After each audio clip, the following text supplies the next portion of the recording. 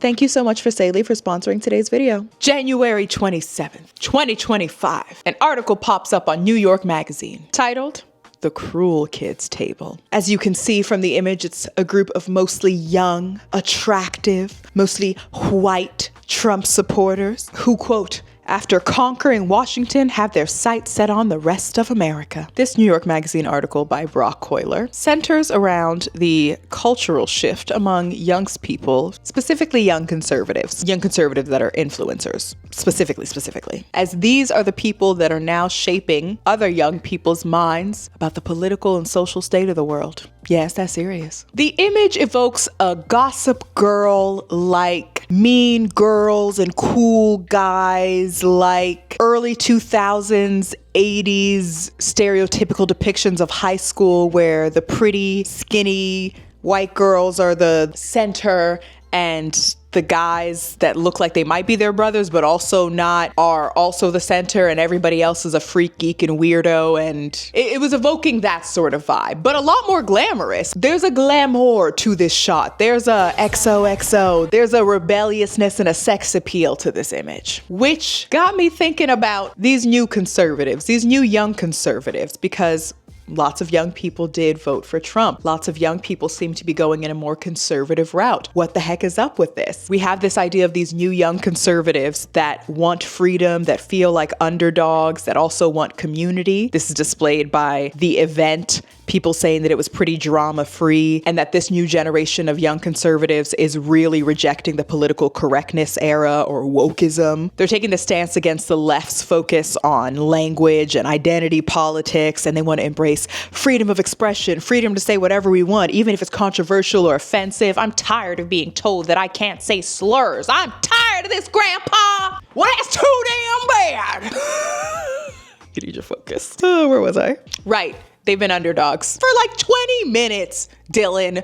God, you have been an underdog for like 20 minutes. Calm it down. People go through actual enslavement, and here come a Brad going, I'm not allowed to say what I want anymore, and people make me feel bad, so womp, womp, womp. Girl, shut up. Again, experience strife. I'm kidding. Okay, it's not fair because I like to talk about there being a real reason behind people's things, even if I don't understand. You know what? We'll get to it. But it seems, according to this article and other observations about the new young conservatives, they want community as well. They want to be amongst people that they feel like they can relate to. They want to be amongst people they feel like, even if conservative values are and seem more individualistic, still have their back in terms of similar ideas and philosophies. You know, this event, they called it, quote, "It's Republican Coachella, and Donald Trump is our Beyonce." And offensive comparison. I couldn't even say comparison right because I was so damn mad. A slanderous statement akin to 9/11. Madness. But this want of community and this wanting to express themselves however they feel, all that jazz, and seeing Trump as this sort of style and brand, not just a politician, has these young conservatives even rejecting the label Republican. Are you a Republican or Democrat? It's like, who cares? It doesn't, I'm not a part of any, I'm just going to be,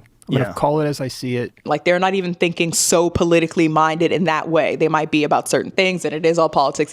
Yes. However, it's more of a cultural aesthetic cool now as well. It's also interesting that a lot of these young conservatives that were at this party were influencers. People know that more young people get their news off social media than they do from traditional media, websites, all that stuff. And in the same keeping of this rebellious freedom of speech, free, where the underdogs were fighting something, traditional media is seen as predominantly left-wing. Whether you agree with that or not, that's how a lot of people see it. And so having a lot of influencers and content creators that are actually just seeming like regular people also adds to the sense of community and camaraderie with these new young conservatives. And it's also meeting them exactly where they're at. And we'll talk a bit more about how Dems try to do this. But with these new conservatives, politics isn't just something that you see on the 24-hour news cycle. It's in your everyday life, but it's entertainment. It's fun. It's the culture wars. It's mixing pop culture and entertainment and celebrity gossip with your right-wing messaging and your ideology. That pipeline video is coming. Oh yes. Miss Candace, girl, I see you. I see you. A lot of these young people seem to have found refuge in this conservative subculture. And yeah, they're their people. They have found their community. Did I ever tell y'all about the first time I got lost in London? Girl.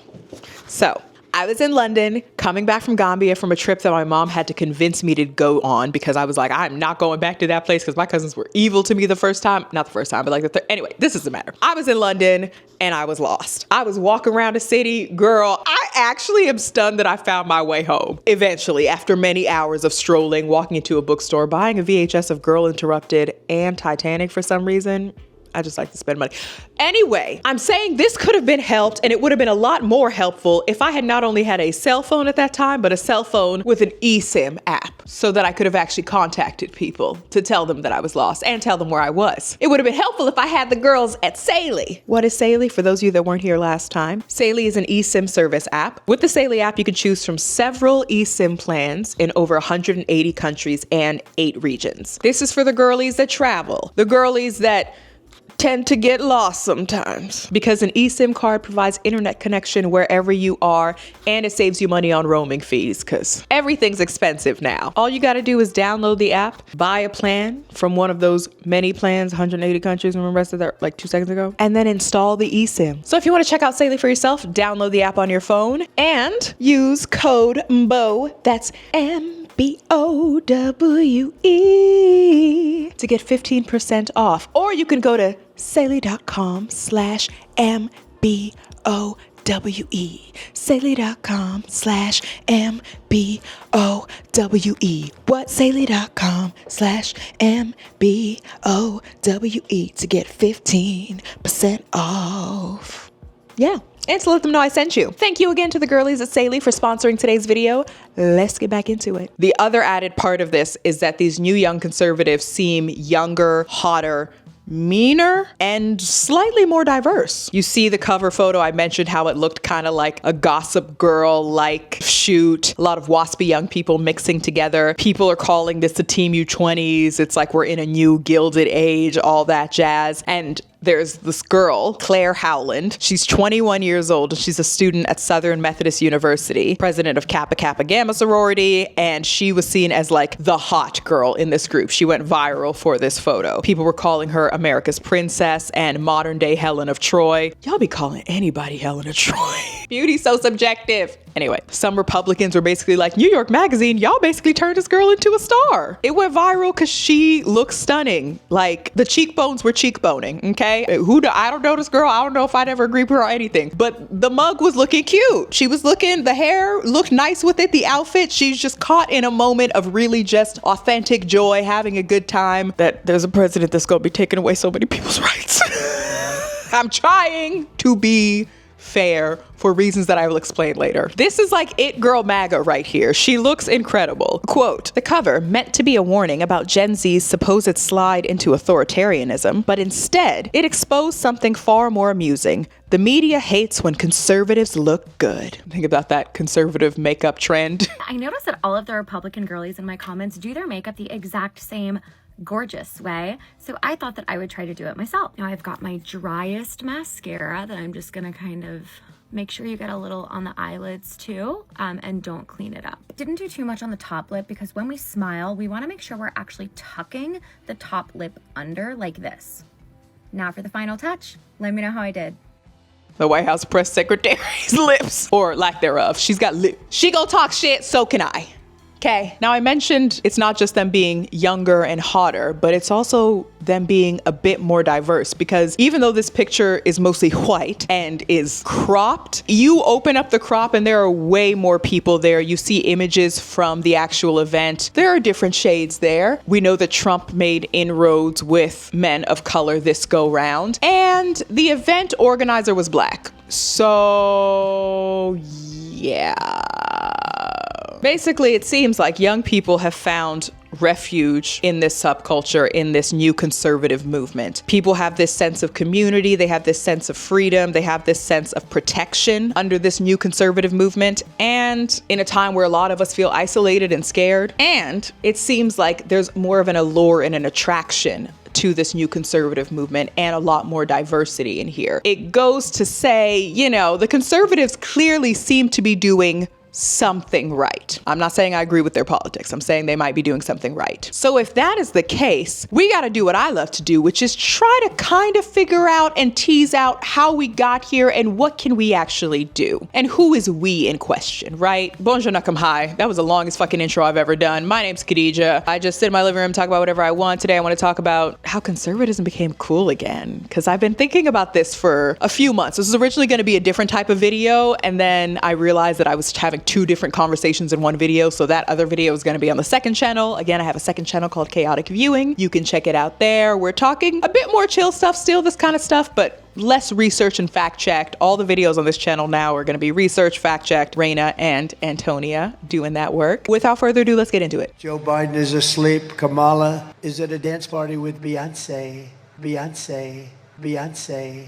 Beyonce. Dance party with Beyonce. It would be silly to not address the meme in the room when we talk about how we got here, which is meme culture, joking about conservatives and right-wing folks, not just joking about them, but just meme culture in general, making jokes about politicians and public figures that actually ended up making them seem more funny, more relatable. You just see them more, you're interacting with them more. People think Trump is so funny. Because he kind of is, but it's also like, it's not funny when he's taking away people's rights, you know? It's really not funny, but it's also like, damn, that Beyonce, you know? Like, I think the president of China misses me or something, or president of Korea, but girl, what are you saying? North Korea's acting up again, but when we get back, I get along with him. I think he misses me, if you want to know the truth. Anyway, I'm part of the problem. But apart from that, people that tend to have more conservative values have a really good foothold in the media. Raina calls this the Barstool sports conservatism, the Barstool sports cinematic universe with people like Andrew Schultz, Aiden Ross, Joe Rogan, Theo Vaughn, Nelk Boys, Logan Paul, Jake Paul, like all of these dudes that some of them are in sports, some of them aren't, or used to be athletes or in sports or currently involved, masculine men and have conservative values, but they're just regular dudes. So it comes across very chill and conversational and not so like thought, cerebral, heady. We have to unpack and dissect and table set. It's just very conversational and chill. We'll get to later about the left not having a Joe Rogan and all that jazz. But Trump has appeared on a lot of their shows. They reach young men. They reach lots of young men. And if you can, again, meet people where they're at, there's more of a chance that you have of getting them to come out and vote for you, even just off of one interview. You could see one speech from somebody and it could make you be a supporter of them. Most of us hear one song from an artist and we decide we just like that artist. You know what I mean? It doesn't take much for people to be enticed or drawn to somebody, especially if you're in a career like politics and entertainment, where a lot of it is about your personality and being charismatic and charming and able to draw people in. People have to like you, even if they don't always agree with all of your politics. And this is something that Trump has become very good at and has always been good at because he's always been in entertainment. Even if he hasn't been directly in it, he's always been referenced in entertainment. We'll talk about that a bit more too. Theo Vaughn's episode with Trump got over 16 million views. It's not like they're asking Trump difficult policy questions or anything. They're just chatting. They're just shooting the shit. They're just having conversation. And he would take them hunting in Czechoslovakia.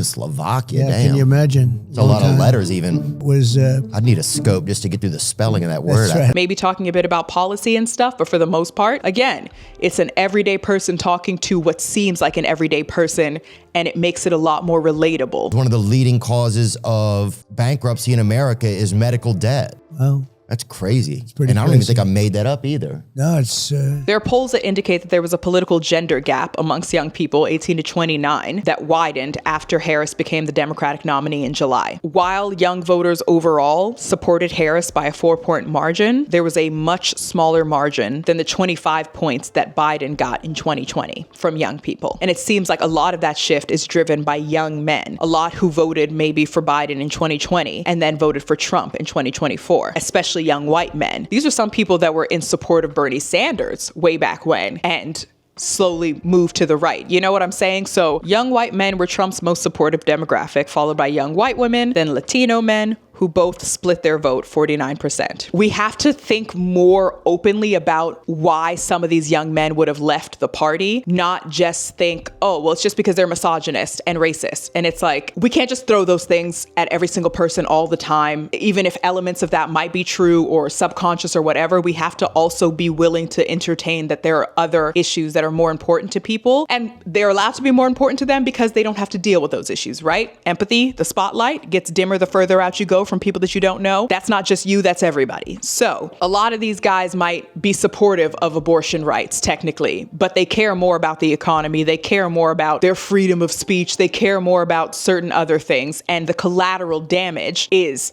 other marginalized people. It's not to say that that's still not an issue. It's to say, though, that some people aren't thinking about you as much as you might think, unfortunately. It sucks to hear it, but hey. Having said all that, though, we can't deny the red pill manosphere type content. We can't deny the misogynistic undertones of a lot of the content of even some of the men that I named before, the Barstool Sports cinematic universe, whatever. We can't deny that there are elements of that in the way that those guys talk, in the stuff that they share, and then the more extreme versions of the manosphere, the dudes that just really hate women and their whole brand is about hating women. We're not going to act like those guys don't exist and that they haven't contributed to this spike in young men voting for Trump, supporting Trump, all that jazz. But if you were to straight up ask some of these dudes, do you hate women? Are you a misogynist? Most of them are not going to say that, especially the ones that are less involved in the manosphere and more about the Joe Rogan types or whatever. They're not going to blatantly be outright saying, oh, of course. What? No, they think they love women and people and all this other stuff, but they just want to be able to say what they want and not have to be policed, quote unquote, with their language, with their jokes. They just want to be dudes, drink their beer in peace, just, I don't know, play their video games, watch streams, hang out. Like, that might be what some of them feel. So hearing from the left all the time, you're a misogynist, you're this, that, and the third, it might not be so appealing to want to come to this side. I ain't saying it's right, y'all. Explanations are not justifications. I'm just here to tease the things out with as little judgment as I can so that I can see as big a picture as possible, okay? I'll tell you my thoughts at the end.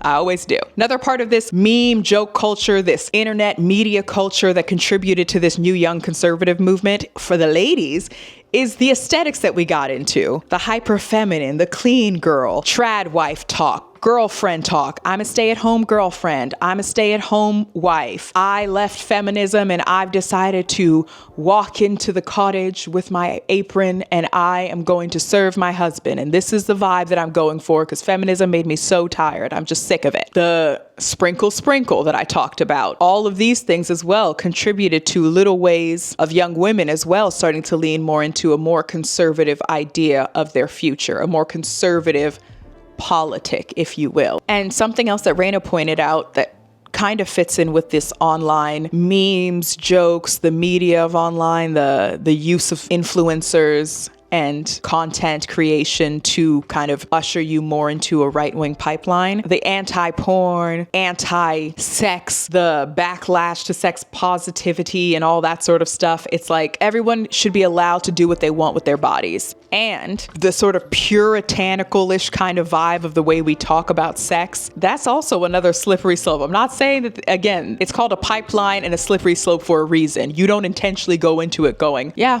I'm turning right wing. This is what I feel in my heart. Some people might, but a lot of other people, it's a gradual changing of ideas. I say you can always change your mind. That doesn't always mean it's going to be in a direction that I would agree with. I got to be honest. But another thing that I also think contributed to this new young conservative movement and it becoming cool again still has to do with the internet, but more so with season 1 of the Panorama. That's all I hear about now. That's all I hear. Turn on television. Right? COVID.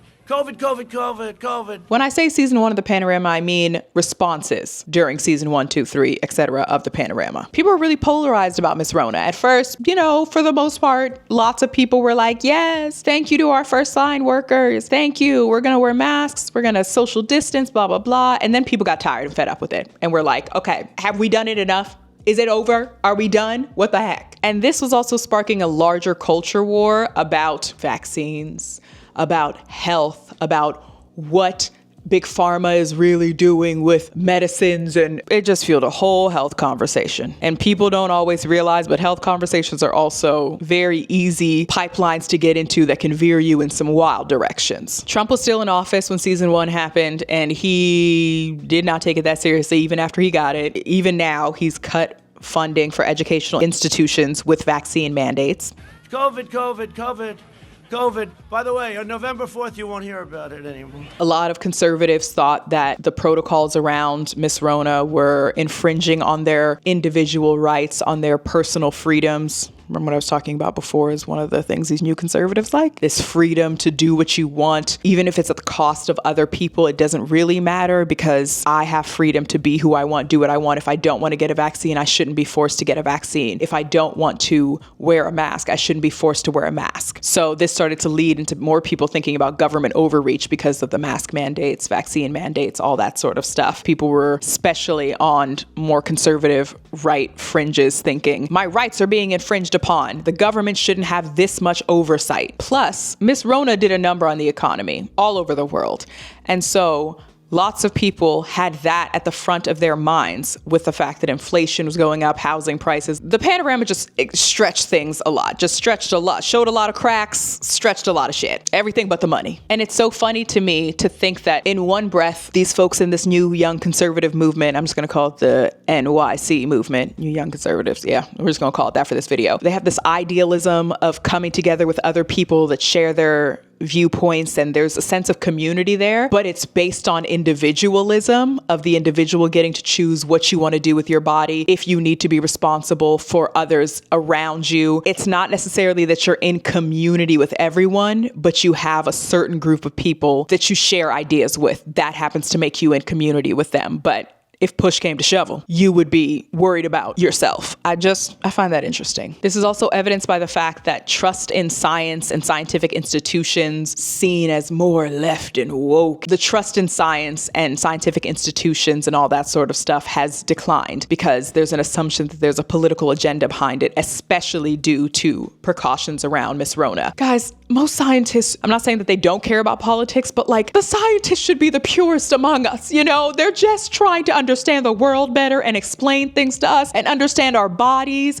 and explain it to us. The government making mask mandates and all this other stuff was at the recommendation of scientists, y'all. The girlies that just want to learn, that just want to understand. And instead, it turned into, you can't tell me what to do with my body, and you're saying my body, my choice when it comes to abortion, but I have to get a vaccine. This is why language is important, and we need to start saying to an extent with certain things, because not everything is on the same plane. I think we forget that season 1 of the Panorama happened 5 years ago. So a lot of these young conservatives, let's say they're 23 now, they were just turning 18 then. Some of them maybe even younger, you know, like they were growing up and hearing conservative news outlets and people online, even if it wasn't, again, because young people aren't really watching the news, but online, people contradicting information from the World Health Organization, people contradicting information from the Center for Disease Control, people doubting the legitimacy of those long-held institutions because all authority is viewed the same, is bad, is wrong, except for the ones that we agree with. The Trumpism of it all. That kind of authority makes more sense and is good because it's about letting us do what we want, but this type of authority is actually overbearing. Fox News'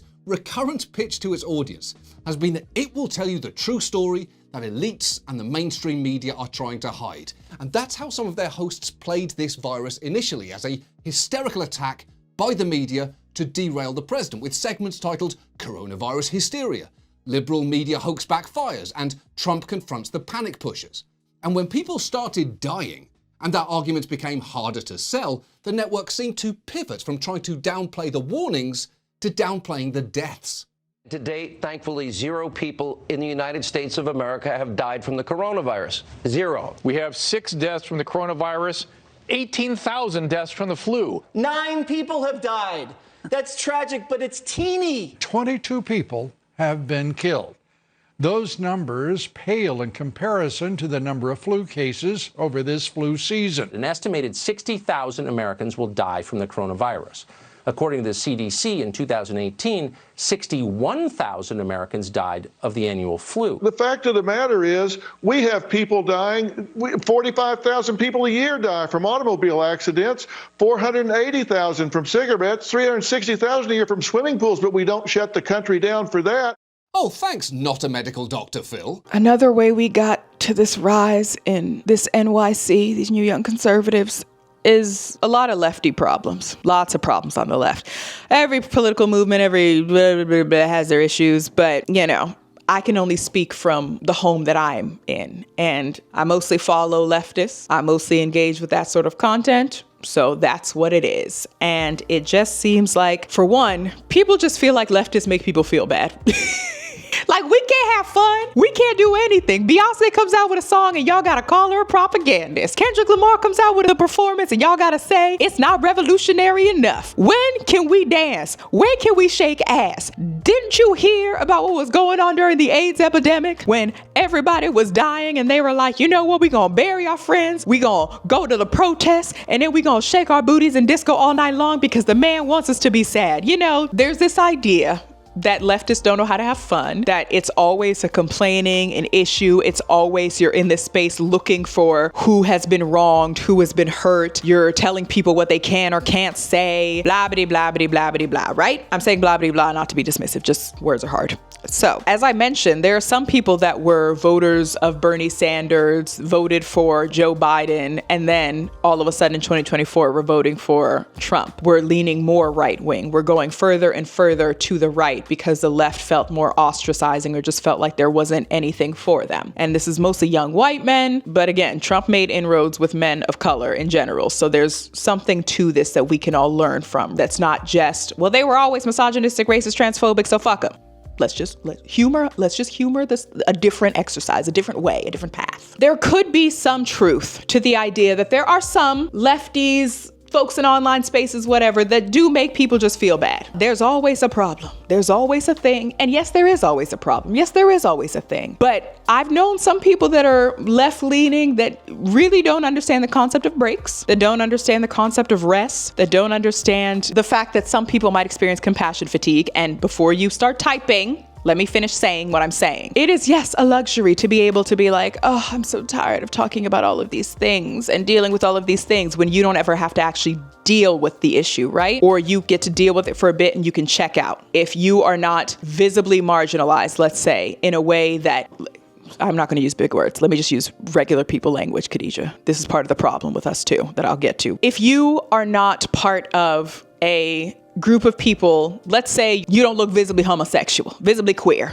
visibly ligga bigga tigga. I say I'm non-binary, but people will see me and go, Mari, that's a woman. And so I can walk around with a certain amount of privilege, knowing that people aren't going to assume or attack me for my gender identity, for the most part. And because of that, I'm able to sometimes, if I wanted to, be like, oh gosh, do I have to worry about all these trans issues? I mean, like, can we just calm it down a bit? It's fine. I don't have to directly deal with that because I'm not visibly trans. How do I explain compassion fatigue in a way that doesn't seem annoying? I'm not saying that people experiencing compassion fatigue or just being tired of hearing about all the bad shit, that there isn't some level of like privilege and all that sort of stuff because you get to opt out of it, you get to check out, all that jazz. Yes, there's an element of truth in that, but it's also like privileges are privileges because you're meant to take advantage of them. I know that's a slippery slope. Privileges aren't always bad. There are privileges for a reason. Some of us take those privileges and use them egregiously, but like the ideal of getting an extra privilege, a lot of us would use that in this world. It sucks though, because a lot of times it comes at the expense of others. The privilege for you to be able to do what you want with your body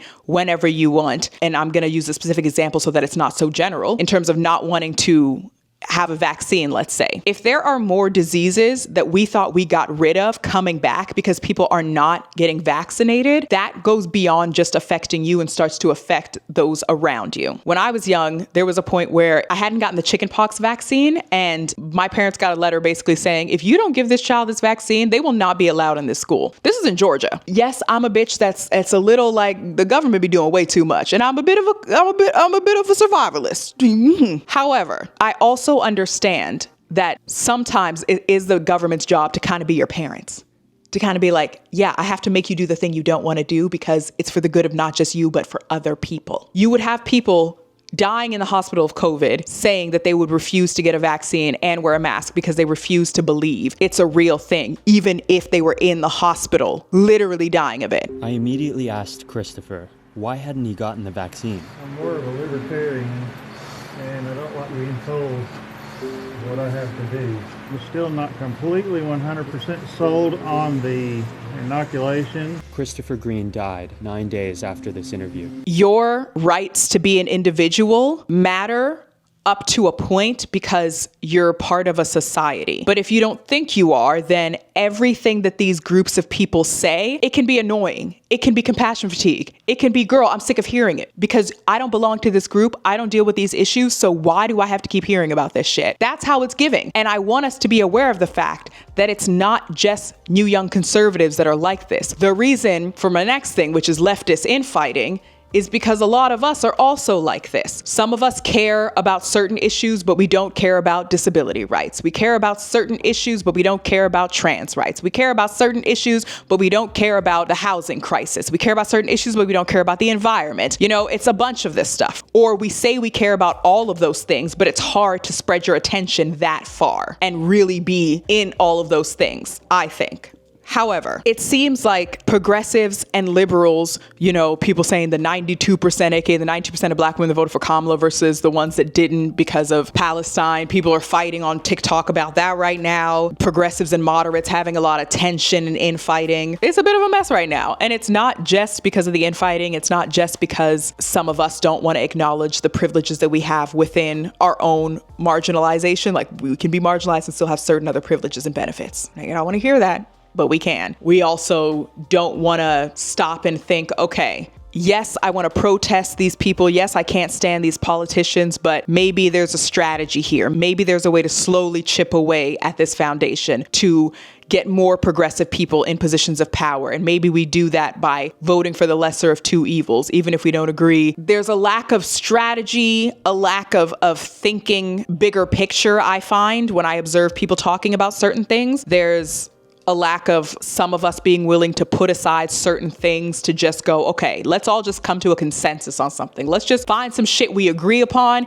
and tackle that first. It's all over the place. And part of me also thinks it's all over the place because I just feel like there's a lot of talking and thoughts and opinions on all sides of the political spectrum. The internet's there. We're all just yapping, right? On the left, I noticed that there is more likely a chance for you to get into a certain position of power or positions where people will want to hear you speak about these things and reach an audience if you have a certain level of intelligence in the way you speak, if you articulate yourself in a certain way, if you use enough $50 words, let's say. And I've talked a lot on this channel about how that was one of the reasons, amongst others, that I left sociology, because it just felt like people were talking at the groups that you're apparently talking about. And it was like understanding marginalized groups and social interactions and all this stuff from like an ivory tower instead of like being around people. I'm not saying all sociologists are like this. I'm just saying that's how I felt when I was studying it. I just was like, I could just go out and talk to people and like ask them what they need. Something that I notice on the right is a lot of the folks that are talking into their microphones, their podcasts, their huge platforms with huge audiences that can sway votes and opinions. They have a sort of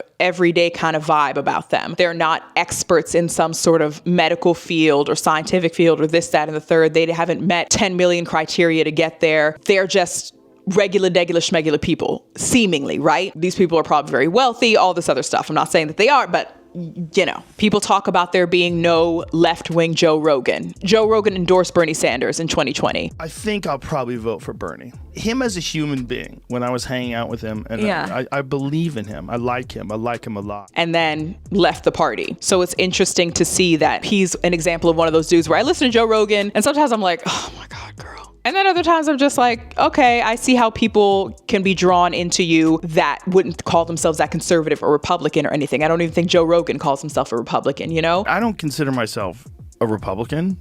I don't consider myself a Democrat either. I consider myself an American. There are lots of people in positions in media and things like that that are able to usher people into a more conservative ideology, even if that's maybe not their direct intention, right? It's the first people you meet, the first little group to introduce you, to ease you in. They're not just going to give it to you raw. They're going to lube you up a little. I'm sorry.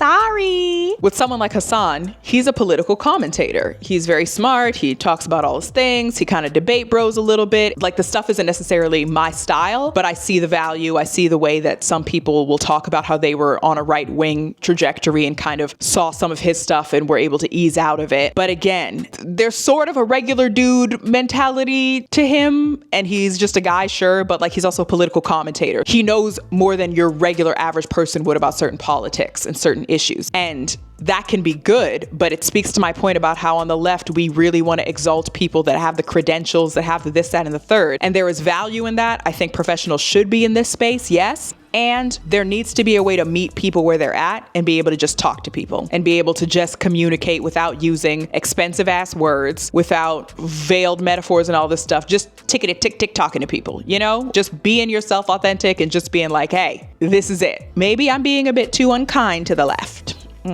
I don't know. There's also been lots of leadership disagreements. Girl, God, like, people were battling over who was going to be the head of the party. Biden dropped out in 2024 super last minute, didn't give Kamala as many days to kind of get her campaign together. And I think she did a pretty good job given the time she had. But I don't really know if she was ever going to actually win. Something that people pointed out a lot was that, you know, the Democrats didn't go left enough. They didn't go hard enough in one direction. They tried to be centrist, but there seemed like an identity crisis. They didn't seem to be a strong, united, these are the issues we care about. And I think, unfortunately, as much as a lot of us care about reproductive rights, and it affects a lot of us, a lot of other people don't. A lot of other people care more about the economy. And that was a huge issue that people would complain that we didn't hear Kamala talking enough about. And people are seeing that the Trump administration is clearly going to hurt a lot of their wallets, but it happened in 2020 with these Democratic blame games a little less, but it's happening again now. And people are just, like I said, it's a mess. There doesn't seem to be like clear leadership in the party, a candidate that a lot of people feel like they could get behind.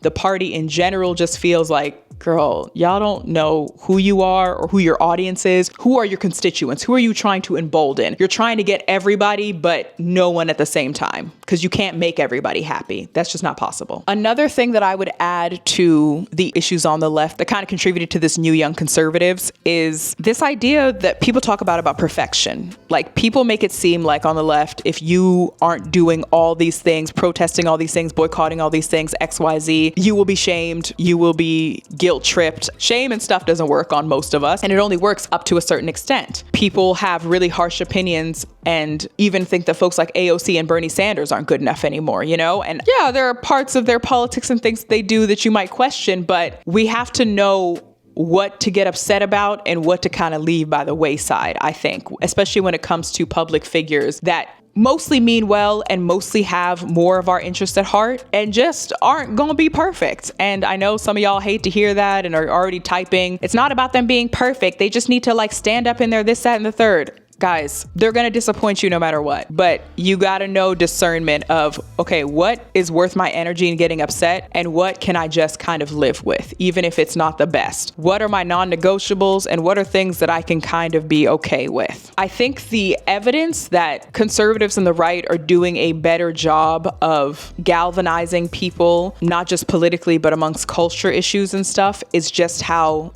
diverse this new MAGA, new conservative movement is. Trump was at least standing on stuff. Like, he had clear, he told you what he was gonna do, what he wanted. I was a lesbian under his presidency before.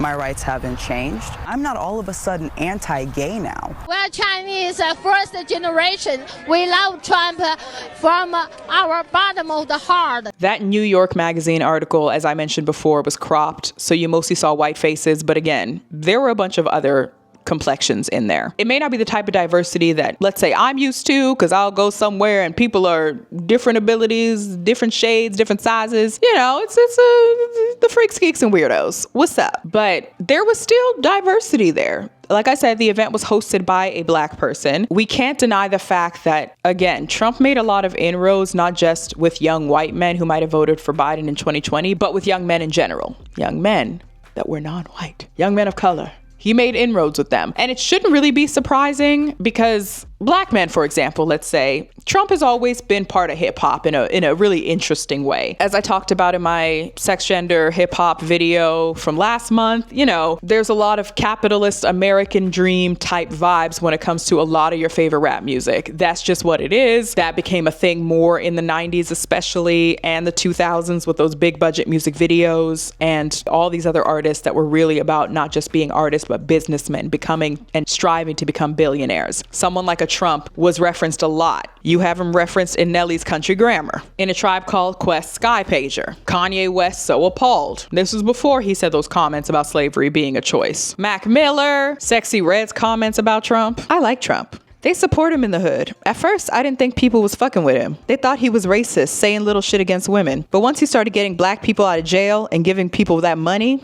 baby, we love Trump. We need him back in office. Trump held up your stimulus checks because his ass wanted to make sure that his name was on it for this reason. For y'all to attribute him solely with giving you that money. He did not do that, but it seemed like he did because he wanted you to know that he was part of the decision, because he cares more about, you know what, we don't got to do this because you don't care. You might care, but you know. But Trump and hip hop, not just rap, hip hop, have been linked. And people think he's a gangster. People think he's this, that, and the third. So it's not a surprise that he made more inroads with black men this go round. It's not a surprise you had Snoop saying shit like fuck Donald Trump years ago. And then this year he's performing at the crypto ball, along with Nelly, Soulja Boy, Rick Ross. And even if, for someone like me from the outside looking in, I look at this conservative movement as a slippery slope and go, girl, even if you don't think that you're racist or misogynist or any of that stuff, you just care about the economy. You just care about the climate. The evangelical white supremacist elephant in the room is too big to ignore.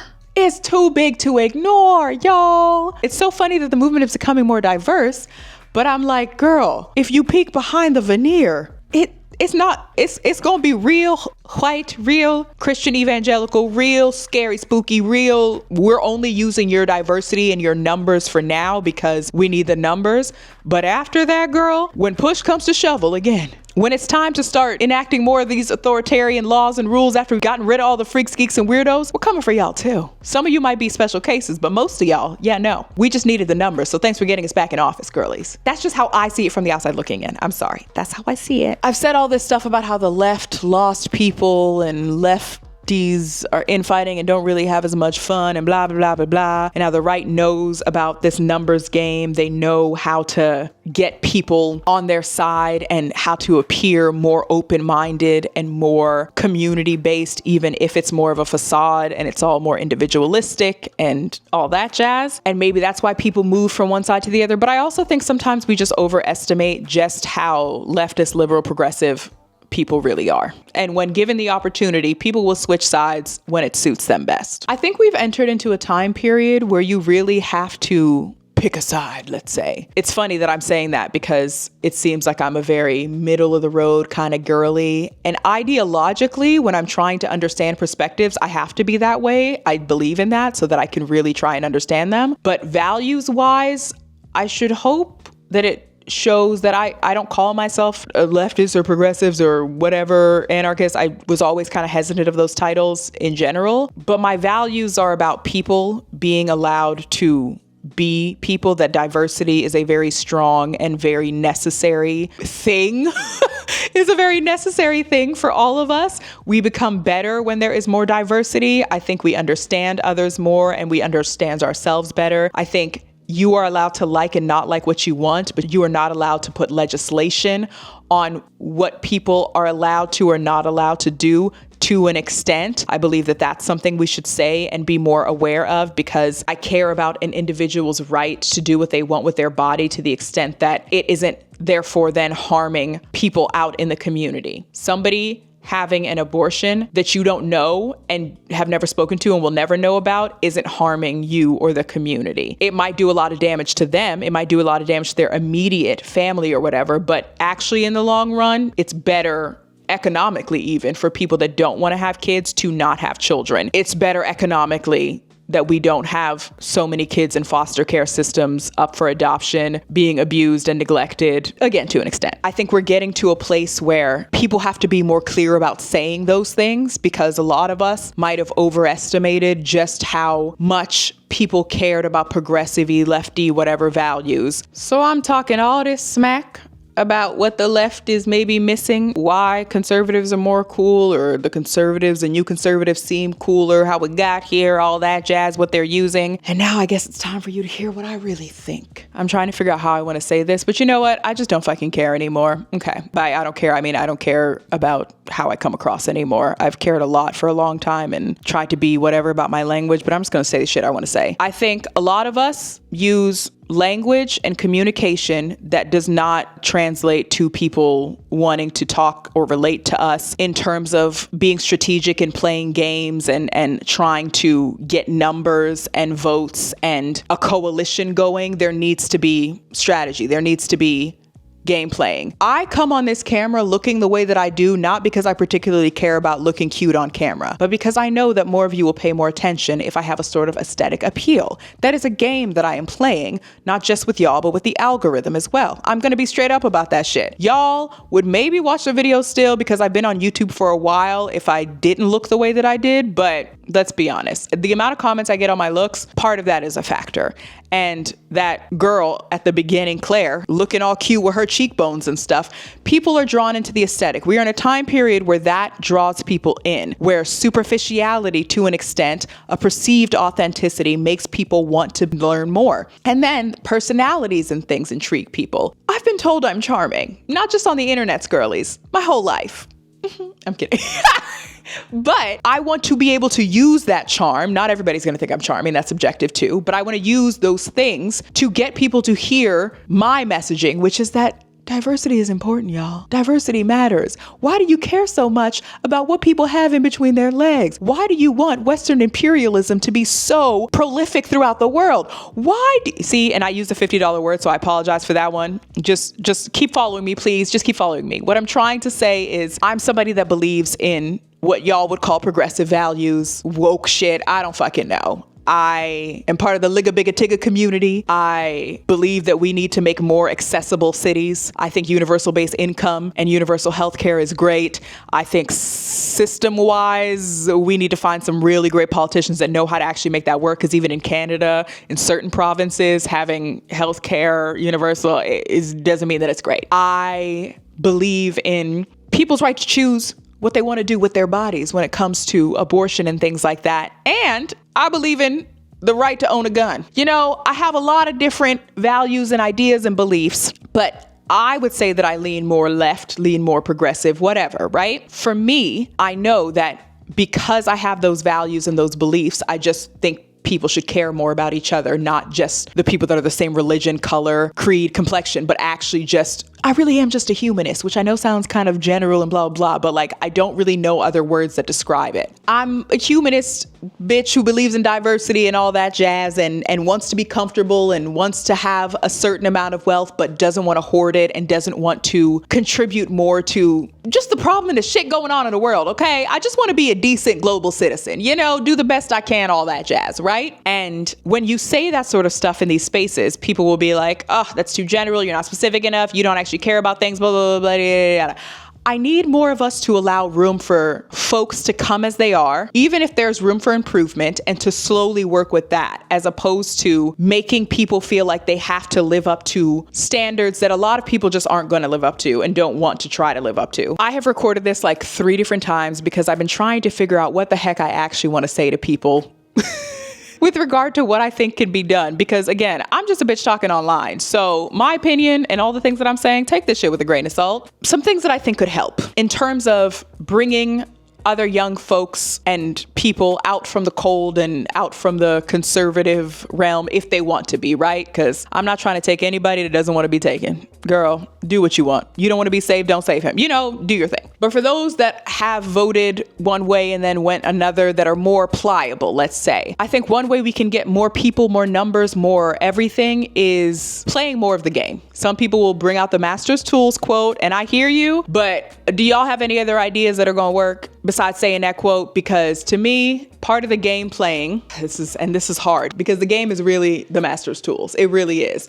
But I think for an entry point, maybe this could work. These are all just ideas that I'm throwing out here. Again, immature thoughts, they're initial. I feel like playing the game and talking about aesthetics and leaning into the superficiality of if you look hot and cool, then maybe more people will want to be on this progressive side. Leaning into that can get real messy real quick. It can get real colorist real quick, real futurist real quick, real ableist real quick. You know, it's a slippery slope. But I do think that there does need to be some sort of level of make progressives cool again. Because right now we seem annoying and whiny. I don't fucking know. In a more serious note, one thing that could maybe help is us chilling out with the over-intellectualization, and not that it's bad to intellectualize things, but maybe how we communicate what we're intellectualizing, what we're saying, the information we're processing. Maybe if we talk to people and not like we're always educating them and like we're coming from a place of we know more, maybe that becomes helpful in terms of numbers and people wanting to listen to progressives more. Us remembering to meet people where they're at and understand that you were once learning the thing you're currently teaching somebody. So patience and allowing for people to fuck up and not always do and say the right thing, and learning our discernment about who has intentions of actually caring about other people and who just doesn't give a fuck is also important. Try to think about the fact that like maybe you do stuff and maybe you also just understand, unfortunately, that the way the world is, we always kind of oscillate in and around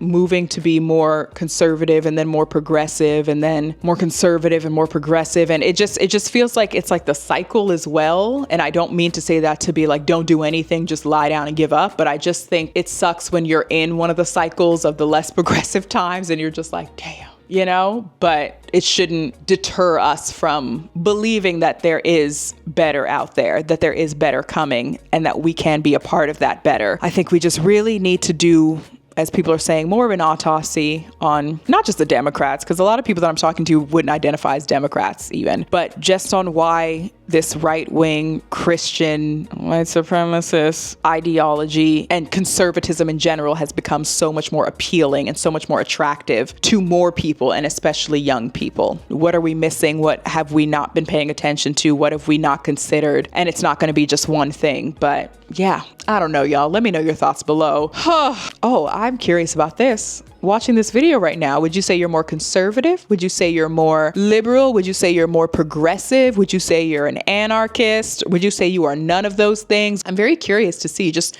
my audience in general, because I know not all of you are progressive, left-leaning fully. Like some of you have actively told me, oh, I voted for Trump. And I'm like, girl. But I'm also like, listen, hey, numbers game. I'm not throwing any of y'all out unless I hear some really crazy shit. Y'all know you know. But anyway. And yeah, who are some people that you look to that you find maybe have more lefty or progressive values or things like that and don't make you feel bad or like you're not doing right? I don't know. I don't know how to explain it beyond that, because I just think that there's stuff that we can learn, even if we don't like the approach and the politics. There's stuff that we can learn from different people on how they're able to get people up and voting and out and things like that. And maybe some of you might just boil it down to, well, it's just hatred. These people just hate other groups and minorities and just want to be special and want to be on their own and individualistic, and they don't give a fuck. For some people, that might be true. For others, it might have to do with a lot of other issues that they feel are not being met, or their needs aren't being met by this political or social group. So anyway, as always, let me know your thoughts below. Be sure to feed your plets, water your plets. You can get a tote here if you want. And remember that you can always change your mind, because you can. And I will see you in the next one. Bye. Thank you again to Saley for sponsoring today's video.